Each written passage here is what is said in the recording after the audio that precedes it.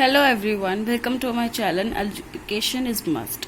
आज हम इस वीडियो में पढ़ेंगे balancing of a chemical reaction के बारे में। बैलेंसिंग ऑफ केमिकल रिएक्शन क्या होता है, क्यों ज़रूरी है और हम कैसे बैलेंस रिएक्शन को करते हैं।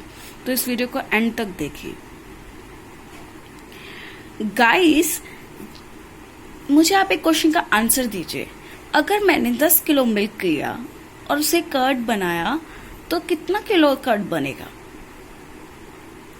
Is it 12 और is it 8? क्या ऐसा पॉसिबल है 10 किलो दूध से मैं 8 किलो दही बना सकती हूँ, या फिर 10 किलो दूध से मैं 12 किलो दही बने? ऐसा तो पॉसिबल नहीं है। 10 किलो दूध है तो 10 किलो ही दही बनेगा। Yes, this is the correct answer. This is the balancing. Balancing means दोनों साइड, जो हमारा रिएक्टेंट है और जो हमारा प्रोडक्ट है, दोनों हमेशा इक्वल रहने चाहिए। लेकिन कुछ रिएक्शंस ऐसी होती हैं जिसमें इक्वल नहीं होते हैं और क्वेश्चन अराइज होता है कि या तो वो डिस्ट्रॉय हुआ है या फिर वो क्रिएट हुआ है, और क्रिएट हुआ है तो कहाँ से हुआ है और डिस्ट्रॉय हुआ है तो कैसे हुआ है। तो this is the law of mass. Law of mass कहता है, conservation of law of mass कहता है कि अकॉर्डिंग टू दिस लॉ कोई भी एटम ना ही क्रिएट किया जाता है ना ही डिस्ट्रॉय किया जाता है।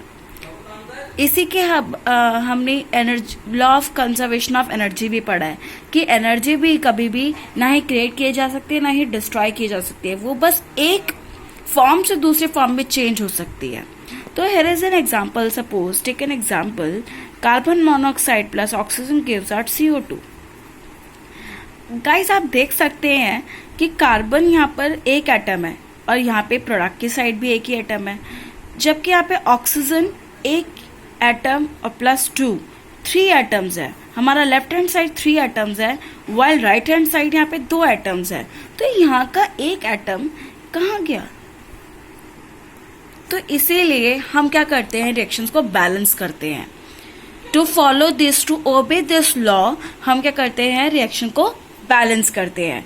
यहाँ पे मैंने कुछ एग्जाम्पल्स दिए हैं केमिकल रिएक्शन के, जैसे H2 प्लस Cl2, H2HCl। यहाँ पे 2 H2 है हमारे पास, H के भी 2 एटम है और Cl के भी 2 एटम है, और यहाँ पे हमारे पास H भी 2 है और Cl भी 2 है।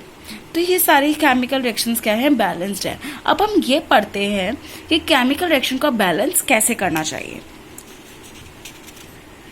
Yes,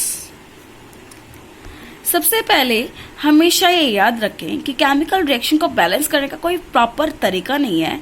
this is known as hit and trial method. आपको बस हिट एंड ट्रायल करना है, आपको ट्राई करते रहना है कोई ना कोएफिशिएंट यूज करके, जिससे कि वो इक्वेशन बैलेंस हो जाए। Try this equation. मैंने यहाँ पे क्वेश्चन भी लिखा है और आंसर भी लिखा है, और मैं आपको बताऊंगी कि हम कैसे इसको बैलेंस करेंगे। Remember this thing guys. बेटा, आपको 2-3 चीजों का ख्याल रखना है। क्या? सबसे पहले मैंने ऑब्जर्व किया है, काफी बच्चे क्या करते हैं कि इसके कोफिशिएंट कभी भी फुट पे नहीं लगाते। जैसे H2O2 और मैं यहाँ पे 4 ऐड कर दूं तो 4 कभी भी फुट पे ऐड नहीं होगा। हमेशा कोई भी चीज, कोई भी हमें कोफिशिएंट लिखना है, हमें कहाँ ऐड करना है, फ्रंट में, आगे की साइड। क्लियर है? दूसरी चीज, हमें इस चीज का ध्यान रखना है कि जो भी हम कोफिशिएंट यहाँ पर लिखेंगे, जैसे फॉर एग्जांपल 2, तो 2 H के साथ भी है और 2 ऑक्सीजन के साथ भी है। काफी बच्चे बहुत मिस्टेक करते हैं इस चीज में कि 2 हमेशा अगर सपोज आगे है तो ये हाइड्रोजन के साथ ही हम लेते हैं और ऑक्सीजन के साथ काउंट नहीं करते हैं। तो ये सारी मिस्टेक्स आपको प्रैक्टिस के साथ ही ऑमिट हो सकती हैं। तो keep practicing guys. Let's start. Take it example, FeH2O FeH2O gives out Fe3O4 plus H2.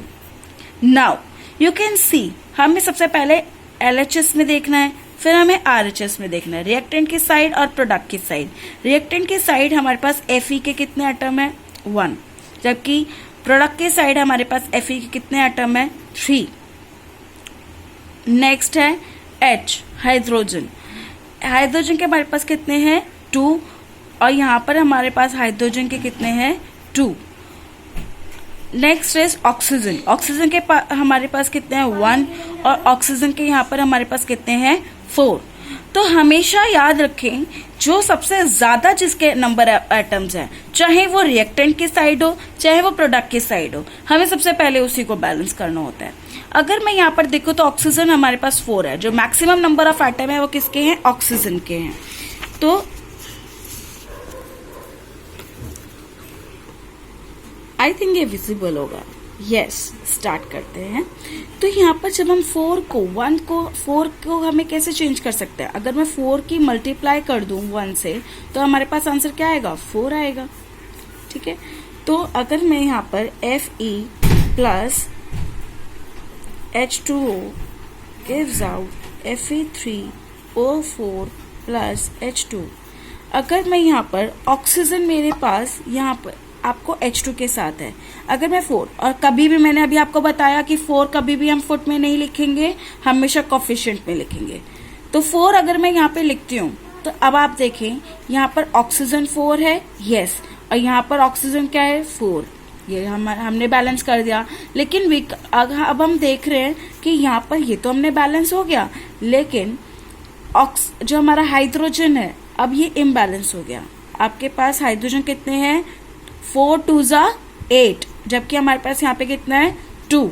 तो जब हमें 4, अगर सपोज हमें हाइड्रोजन कितने हैं, अब हमारे पास 8 हैं, कितने हैं, 8, 4 2 8, और हमारे पास यहाँ पे हाइड्रोजन कितने हैं, 2। तो आप देख सकते हो कि 8 क्या है, 2 का मल्टीपल है। अगर मैं 2 4 की मल्टीप्लाई कर दूं, 2 4 8, और यहाँ पे मैं क्या लगा दूं, दैट मीन्स 4 से मल्टीप्लाई की, तो अब ये बैलेंस हो गया। 4 2 8, तो हाइड्रोजन 8 हो गए, यहाँ पर भी हाइड्रोजन 4 2 8 हो गए। ऑक्सीजन 4 है, ऑक्सीजन 4 है। अब सिर्फ हमारे पास एक चीज बचे है, जो है Fe, फेरस। यहाँ पे 3 एटम है, यहाँ पे कितने हैं, 1 एटम है। तो अब मैं अगर यहाँ पे 3 से मल्टीप्लाई कर दूं तो मेरे पास Fe कितने हो गए, 3। तो here it is this balance equation. Now come to next balance equation. अब मैं आपको दूसरी एक और एग्जाम्पल से समझाऊंगी।